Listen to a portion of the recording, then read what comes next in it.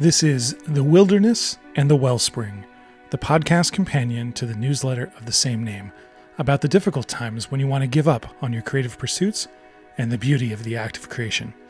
I'm your host, Jeff Lunt. This is episode 3, Finding Time and Saying No. I wanted to take a moment to thank Hunter Gherkin, who has composed a custom intro and outro theme for the podcast. I've been working with Hunter on one of the game programs, one of the game projects I'm working on. He's been doing the soundtrack work it's coming up on almost a year. He's been great to work with, and I can give him a little bit of something and say, I want something off in this direction or that direction, and could you tweak it like this, or could you play around with different elements of the music? And he's just been super creative and easy to work with. For this podcast, I asked him to compose just a short little clip of music that kind of expresses the combination of emotions of like trying to be creative and living in the creative life, but also struggling, having self-doubt, stumbling along the way, that kind of thing. So just wanted to say thanks to Hunter, and I hope you enjoyed as well. Got a small announcement. In the next podcast episode, I've recorded an interview with a good friend of mine named Kyle Gherkin. He's a creative person like myself, but he, works full time and does sort of regular things like me as well. And we've been friends for, I think, 20 years, something like that. Is that right? It's quite a long time. I think we met in 2001 or 2003, somewhere around there. So yeah, 20 years. Kyle's got an interest in filmmaking. He's done a feature film. He's done a number of shorts. He's done documentary. And, he still works a regular 9-to-5 job because, like a lot of creative people, the creativity is there and it's great. But, it's a passion more than a job. A lot of people fall into that, just like me. So presumably if you're listening to this, that's partly why you're here.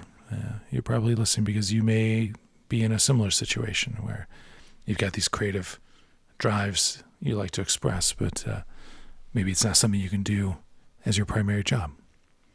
Well, if that's the case, definitely make sure to tune in for episode 4, my interview with my good friend Kyle Gherkin. So, on with the show. Finding time and saying no. Been reflecting on some things that have been keeping me from having more time to work on creative things. We all have our obligations in life and things that need to be our top priority. Could be friends, family, could be work, could be health issues, be all kinds of things. Could be school. I'm in a good place in life. I'm in my 40s. I've done a lot of the grinding I needed to do in my 20s to kind of get my career moving, and then I've put in 20 years, and it's paid off, and things have been good. There's a lot of late nights and stressful times, of course, along the way, and friends made, and projects come and gone. But when I really stop to look back on what I've done so far, I'm not a well-known person. I don't expect I ever will be. But I can say that I've done my work with a good work ethic and with integrity. I try to be honest and open with people whenever I can. So, kind of with a life dedicated largely to working a lot, I find one of the things that's difficult about switching to this phase of life I'm in now, where I've got a good, solid career and it's still moving along just great. But I want to start trying to find ways to do more creative things without, quitting my job and trying to do the starving artist thing.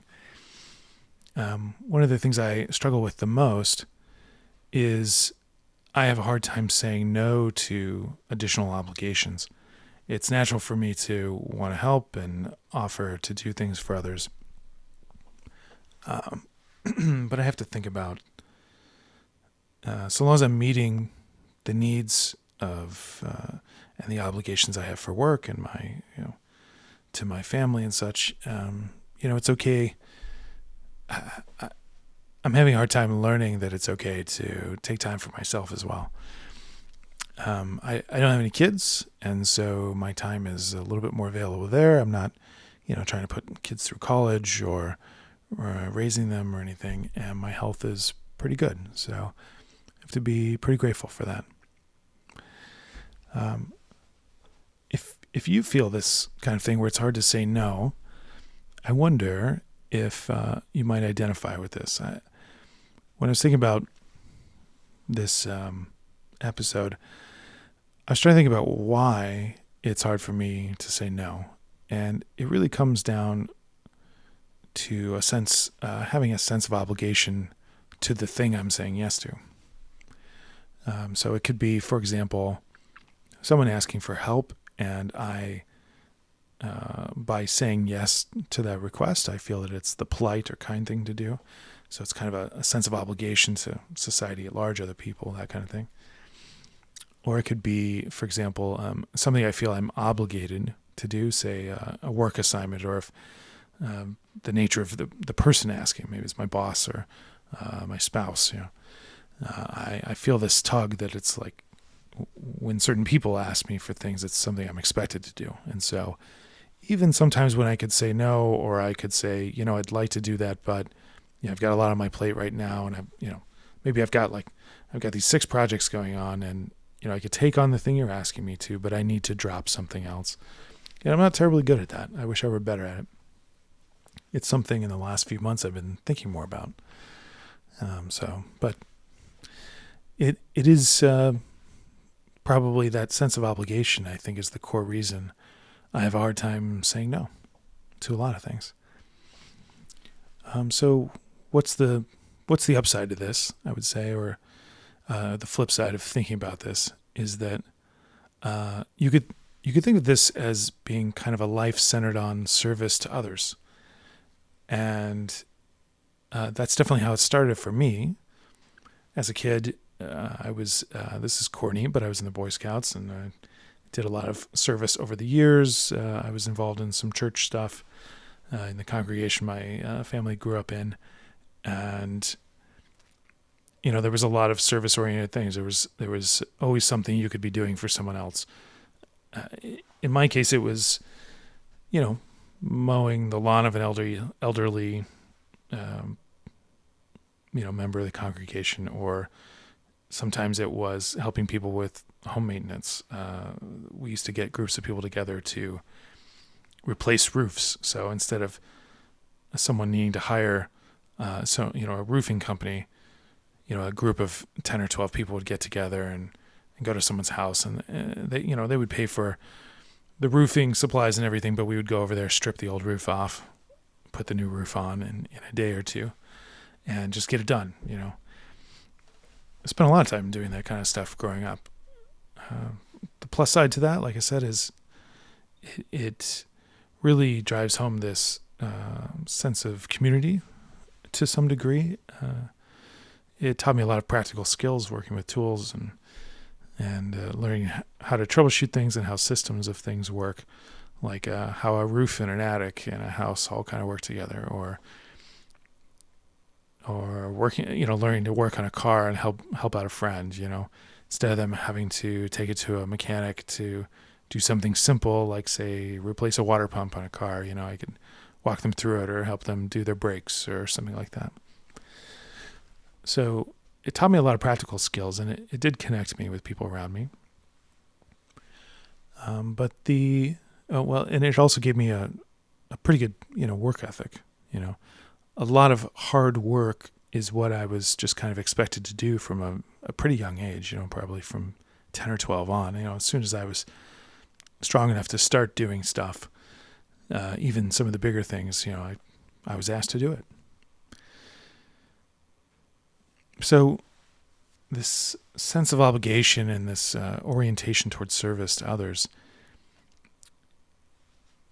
the flip side, the dark side's probably the wrong word, but the hard part of it for me is that it's such a strong habit, it's such an automatic thing for me to say yes, that now I find it very hard to say no to things, even if something I'm doing is not best done by me. For example, let's take a work situation. And I'm talking generally here of, just different jobs I've had and stuff. I've often stepped up and volunteered to do things when I didn't have to do it. And maybe part of the reason I was doing it, maybe a big reason of why I was doing it, is because nobody else was stepping up to do it. And I felt that it needed to get done. And so I would kind of overburden myself at times. I would take on more than I could do because I felt like somebody had to do it. And if nobody else was going to volunteer, I would try. And what I've found is that tendency to say yes all the time has actually led to some frustration and bitterness as I've gotten older. I've started to realize more and more that me not saying no, it's still within my power to say no. And it's, my fault, basically, for not saying no to situations I could say no. But like I said, it's led to some frustration and bitterness because I just feel this really strong tug of not being able to say no.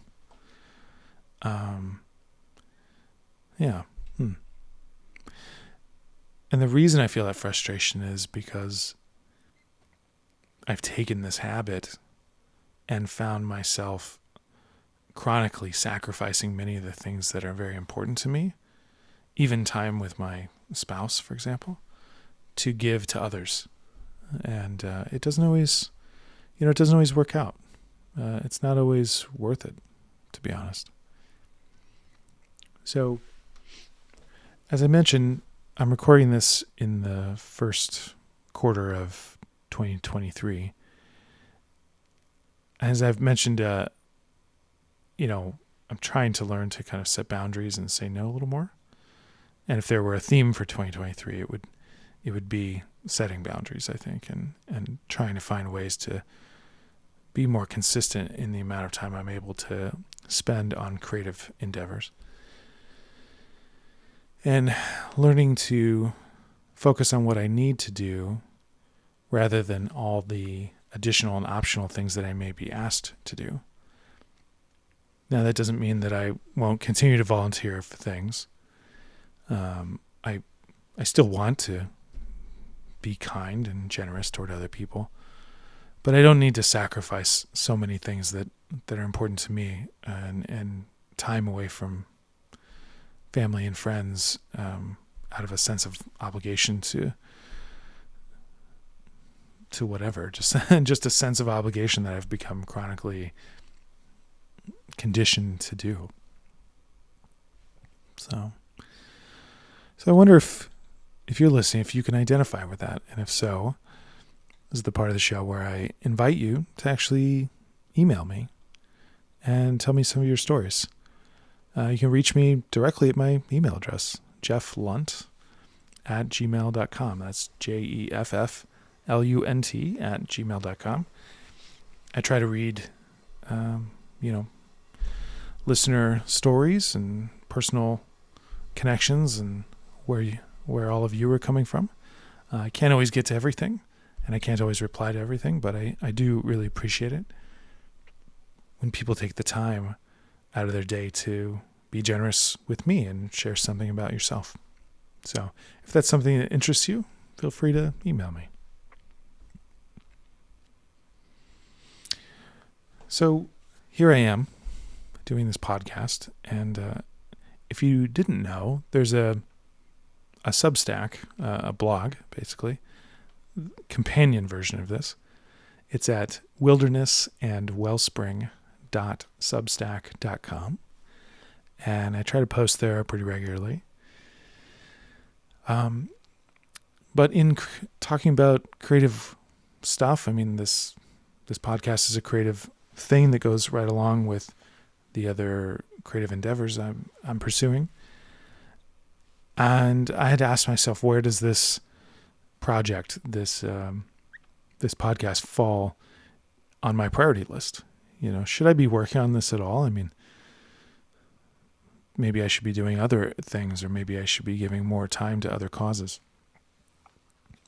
And on reflecting about this, and realizing how much of my time I give away without keeping anything for myself or for things that are really important to me, I think it's okay. I think it's okay to take a break, focus on some things that are important to you, keeps your creative juices going.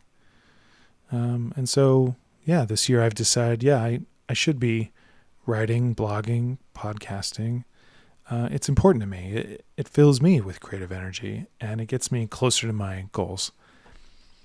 I hope that it also gives hope to other people who read the blog or listen to this, that may find yourselves in a similar situation where you'd like to pursue creative things, but you feel this tension between the things that you want to achieve as your creative goals and your available time and what you're comfortable dedicating to your creativity versus other things, obligations of various kinds. So that's kind of my thoughts for this episode. For the most part, I did a little work over the weekend to try to get myself organized. Found myself feeling kind of overwhelmed with all my obligations, everything that's going on. So I decided to sit down and start being more intentional about to-do lists and prioritization and stuff. So that's a little something I'm working on, and I hope it plays out. So thanks for listening. Next episode, as I mentioned, is going to be an interview that I recently recorded with a good friend of mine, Kyle Gherkin, someone who also pursues creative endeavors when he's able. His particular specialty is in film. He's done a feature film, some shorts, documentary. He's also done quite a bit of writing and enjoys creative projects in general.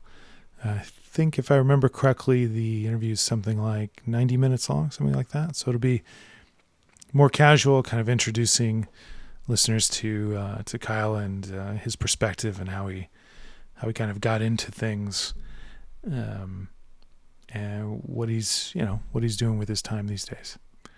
So thanks again for listening. If you know anybody that you think might be interested in this, share it out. That'd be great. You can also find this podcast in a good number of places. I'm working on where the podcast is listed, but you can find it on Apple Podcasts, on Spotify, on Stitcher, and on Google Podcasts.